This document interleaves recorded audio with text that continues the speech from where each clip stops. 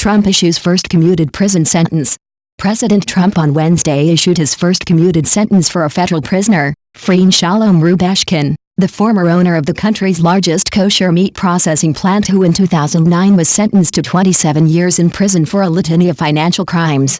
The commutation had bipartisan support from lawmakers and had become a cause among many leading voices in the legal community, petitioning the Obama and Trump administrations to draw attention to a sentence they said was wildly disproportionate to the crime that had been committed.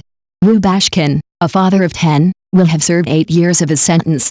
The commutation is not a presidential pardon. Rubashkin's conviction will stand, as will his terms of release and the restitution payments he will be obliged to pay.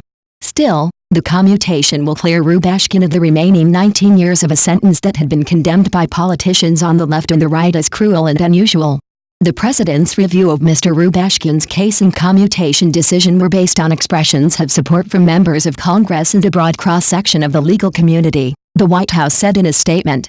A bipartisan group of more than 100 former high-ranking and distinguished Department of Justice, DOJ, officials, prosecutors, judges, and legal scholars have expressed concerns about the evidentiary proceedings in Mr. Rubashkin's case and the severity of his sentence. Additionally, more than 30 current members of Congress have written letters expressing support for review of Mr. Rubashkin's case.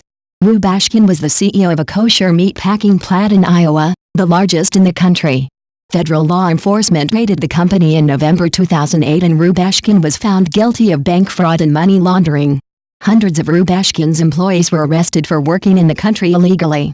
Scores of the country's leading legal experts, including 4 attorneys general, wrote to Trump earlier this year asking that Rubashkin's sentence be commuted, arguing that the 27-year sentence was excessive because he was a first-time, nonviolent offender. Essentially, Mr. Rubashkin was convicted of fraud offenses stemming from inflating collateral to obtain a higher line of credit for agri-processors, his father's kosher meat business, and for paying some cattle owners 11 days late, the lawyers wrote. Mr. Rubashkin is a devoted husband and father, a deeply religious man who simply doesn't deserve a sentence of this length, or anything remotely close to it, the letter continued.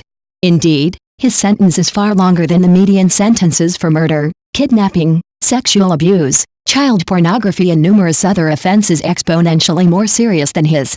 This is the first time Trump has used the executive power to commute a federal prisoner's sentence, although earlier this year he pardoned Joe Arpaio, the controversial former sheriff of Maricopa County, Arizona. Arpaio had been convicted of criminal contempt for disobeying a Justice Department edict against racially profiling Latinos.